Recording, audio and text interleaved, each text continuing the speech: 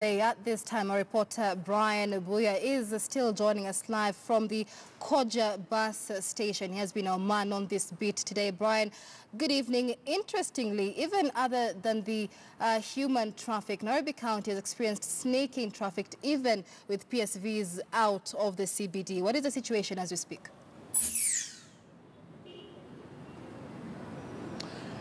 Michelle, I wish I would have made it to Ngara, and I've been unable to do that for the last 2 hours. I left our office at 6:30, hoping to have spoken to our viewers on KTN Leo, but that was not possible because of the heavy snarl-up just between I and them and where I'm standing right now. Exactly 2 hours, 11 minutes, that's what it has taken us, and it is what is still taking a number of other other users, personal vehicles who are trying to maneuver their way through the CBD. So what does it look like?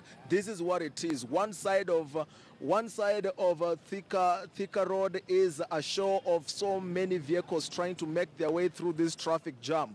The other side, the lower lane, is a group of Kenyans trying to have their way to Ngara, where it has been stipulated as their terminals to get home. So that is what it is like. It is the pinch again on Kenyans at this particular hour, and they are trying to make their way there and see whether they get to find matatus to take them home, following that ban that matatus should not come to the CBD. So those who have been hit hard by this are basically the local mwananchi. First, it was the fuel prices. Secondly, came the Michuki rules, whereby matatus hiked their fares. And now the county government of Nairobi happens with the matatu ban, which has had zero public participation as stipulated for by law, and it is on that ground that Nairobi Senator Johnson Sakaja has gone to court seeking to have this particular directive by the county government lifted, because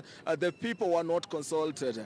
The members of parliament and political leaders of Nairobi County also claimed that they were not consulted on this particular one. However, Nairobi governor continues to maintain that this is an exercise. It is some sort of a gym that is going to ensure that there is a lot of fitness, there is some fitness in the city. So other people have been asking questions, trying to make it a little bit more critical, that the county government should have rather banned personal vehicles than banning matatus from accessing the CBD.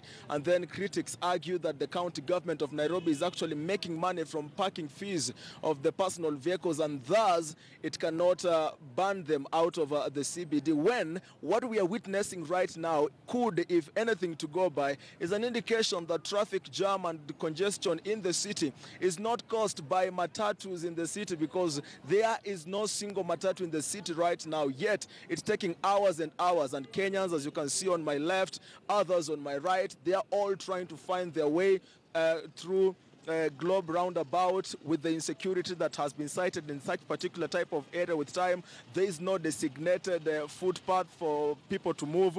People are using the same paths together with the vehicles, and such type is causing a lot of risk to them. Even the bridges they are using are also not, we are also not sure if they are able to carry that amount of weight as we had seen earlier in the day. But we wait to see how the situation continues, waiting for that ruling come Thursday. Michelle. Many thanks, Brian. We are there live for us from the